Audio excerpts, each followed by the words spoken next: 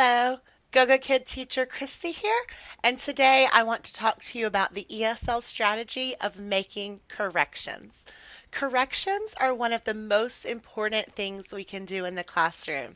It's really important to make sure that you're listening to your student and correcting them when needed, but it's also just as important, if not more so important, to make sure that you are correcting your students in the right way.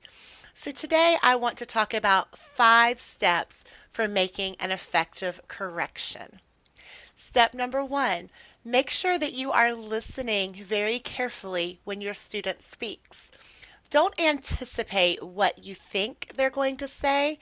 Focus in and listen carefully to what they actually say. When you're focused and listening carefully, you can pick out the small mistakes that they make and you can more effectively correct their pronunciation and their grammar. Step 2, don't interrupt the student while they're speaking. Even if you hear a mistake being made early on in the sentence, allow your student to finish their thought. It's possible they may correct themselves before they get done.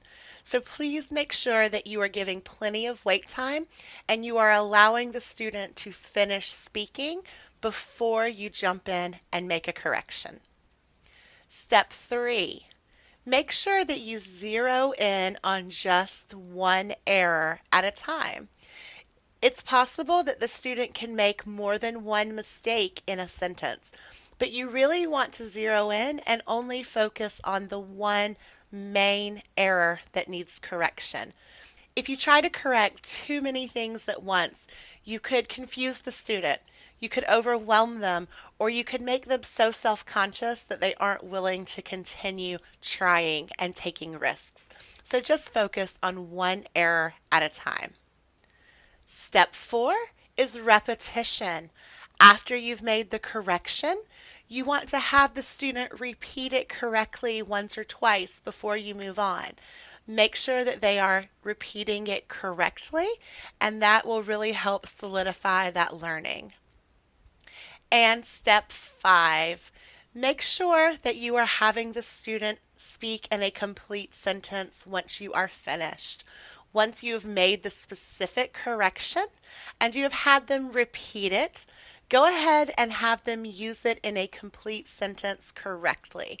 Complete sentences and conversation is, of course, the goal of all of our classes, so we are always pushing and encouraging our students to use those complete sentences. And finally, probably the most important reminder of all is to make sure that every time you make corrections, you need to do it in a positive and encouraging way. Please do not tell the student no. Please do not tell the student that they are wrong. Simply tell them they're doing a good job. Reward their effort, encourage them to keep trying, and then simply make the correction. So for example, let me show you how I would put all of these tips together to correct a student. So for example, let's say I have a student, Jenny here, and she says, "I see a apple." I would then say to her, "Good job, Jenny. An apple." An apple. Yes. An apple. An apple. Good job. I see an apple. I see an apple.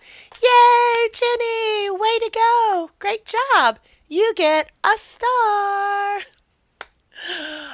Thank you so much for spending a little time with me. I hope you found this teaching tip helpful, and I hope to see you again soon. Bye-bye.